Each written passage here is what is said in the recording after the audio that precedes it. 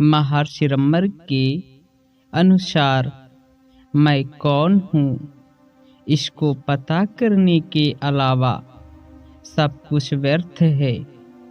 ऐसा व्यक्ति जिसे खुद के होने का बोध नहीं, जो खुद को ही नहीं जानता है, वह व्यक्ति बेकार के दुखों को अपने ऊपर लादे हुए घूमता है। यदि व्यक्ति आत्म अनुसंधान करके मैं कौन हूँ का पता कर ले, तो उसका जीवन महा आनंद सागर में विलीन हो जाता है, या यूं कहें नमक की गुड़िया सागर में मिल जाती है। वह सागर की हर बूंद बूंद में ऐसे घुल मिल जाती है जैसे उसका अस्तित्व ही सागर हो। लेकिन व्यक्ति मैं कौन हूँ उसे जानने हेतु शास्त्रों का अध्ययन करता है, लेकिन शास्त्रों में मैं कौन हूँ इसका पता नहीं चलता, बल्कि इसके मार्ग अवश्य खोजे जा सकते हैं। तो एक दिन एक साधक ने पूछा, महर्षि, प्रारंभ में जिन शास्त्रों का इतना गहन अध्ययन किया जाता है, अंततः ये उपयोगी नहीं रहते, और किस अवस्था में ये व्यर्थ हो जाते हैं। महर्षि ने कहा, जब उनका सार ग्रहण कर लिया जाए, अर्थात शास्त्रों का उपयोग यह है कि वे उच्चतर सत्ता मैं कौन हूँ के अस्तित्व का तथा उसे प्राप्त करने का मार्ग प्रकट कर दे।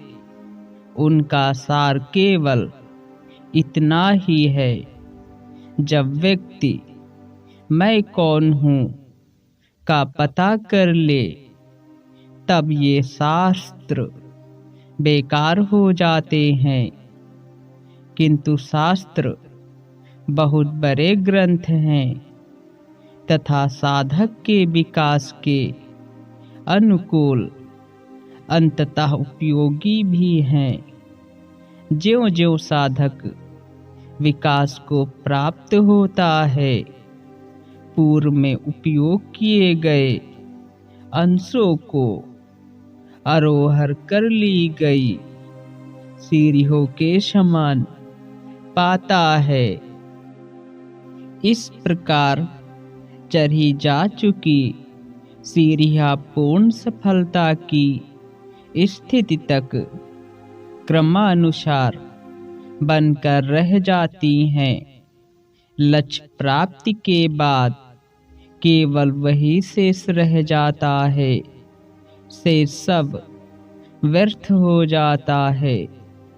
अर्थात मैं कौन हूँ इसका पता लगा लेने के बाद शुद्ध आत्मसत्ता ही बचती है।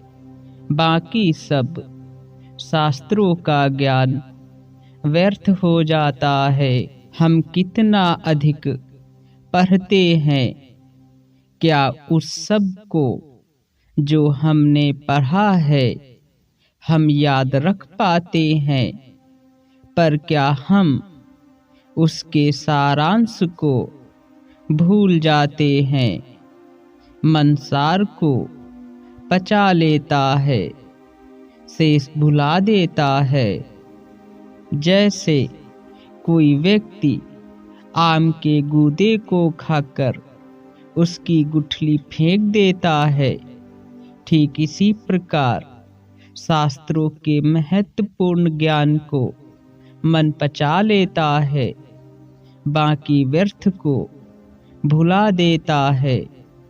शास्त्रों के साथ भी ऐसा ही है। वास्तविकता यह है कि मानव स्वयं को सीमित मानकर ही कष्ट उत्पन्न कर लेता है। यही भूल है। वह स्वयं ही इसको देख सकता है।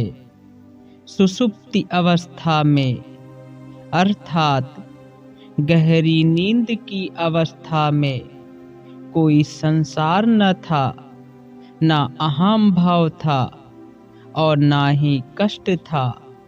उस आनंद युक्त स्थिति से कोई वस्तु जागकर कहती है मैं। उस अहम भाव को संसार भासित होने लगता है। जैसे कोई पानी का बुलबुला यदि यह कहे कि वह संसार से अलग है और संसार उससे अलग है, किंतु वास्तविक रूप में पानी का बुलबुला उसी पानी से मिलकर बना है जिससे अन्य बुलबुले भी बने हैं। इस प्रकार वास्तविक रूप से संसार और जीव अलग अलग नहीं है, बल्कि जीव संसार का ही एक अंग है। अर्थात संसार और जीव में कुछ भी भेद नहीं है। जब तुम मैं कौन हूँ इसका पता लगा लोगे तो पाओगे संपूर्ण संसार तुम में ही है। एक व्यक्ति जगत में स्वयं को अरुमात्र होने से वह अधिक की इच्छा करता है और कठिनाइयों में फंस जाता है। अहम भाव के उदय से पूर्व वह कितना सुखी था। अहम भाव का उदय ही वर्तमान दुखों की जड़ है। यदि वह अहम भाव के मूल की खोज कर ले तो वह उस अवस्था में पहुंच जाएगा जहां असीम आनंद है और है निद्राहीन निद्रा। आत्मा सदैव वहीं रहती है तथा अभी और यही है। इससे अधिक कुछ भी प्राप्त नहीं करना है, क्योंकि हमने भूल से अपने को सीमित बना दिया है। हमें उनसे परे जाना होगा, उस सीमा को पार करना होगा। यह स्थिति उन 10 मूर्खों जैसी है जिन्होंने नदी को तैरकर पार किया तथा दूसरे तट पर पहुँचने के बाद गिरने पर स्वयं को नौ ही पाया। अज्ञात 10वें व्यक्ति के खो जाने से वे चिंतित तथा दुखी हो गए। समीप से गुजरते अन्य यात्री ने उनके दुख का कारण जान उन्हें गिनकर पूरे 10 पाया, किंतु उनमें से प्रत्येक ने स्वयं को छोड़कर बाकी सबको गिन लिया था।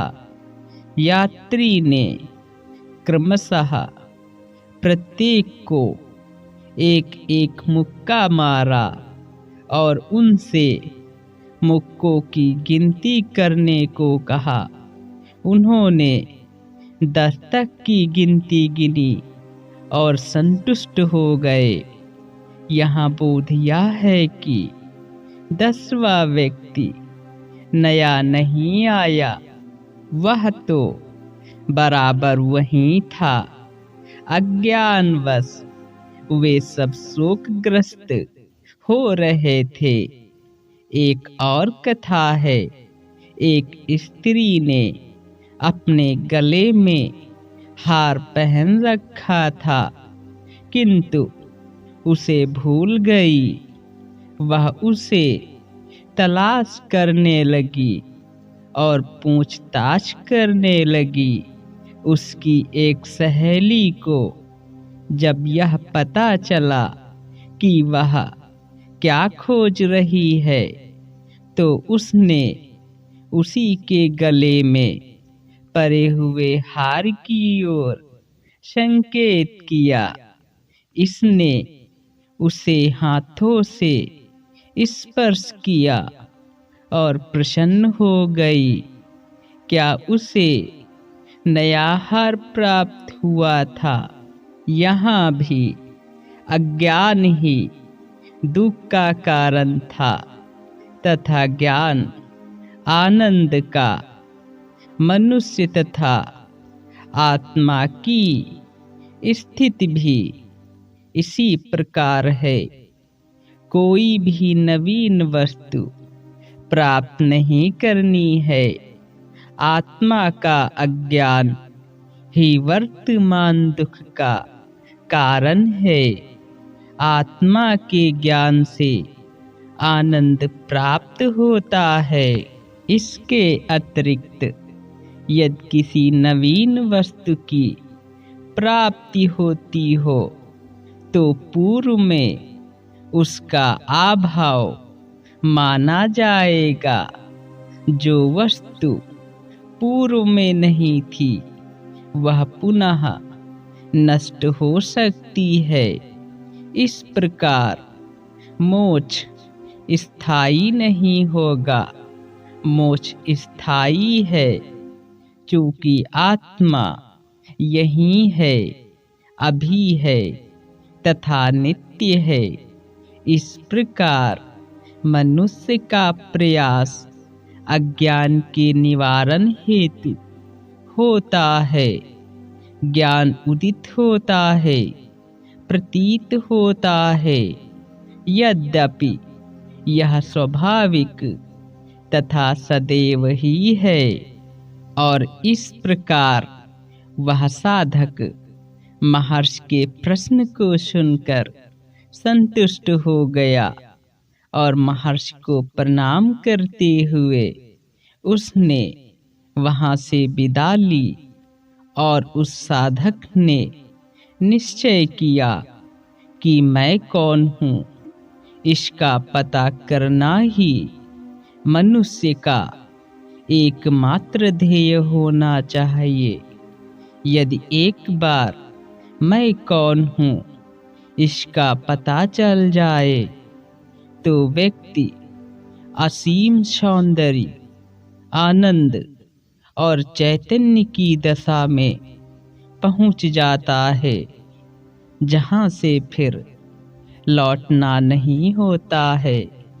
इसी अवस्था को धर्म ग्रंथों ने मोक्ष, कैवल्य, मुक्ति और ना जाने कितने ही शब्दों से उद्घोषित किया है।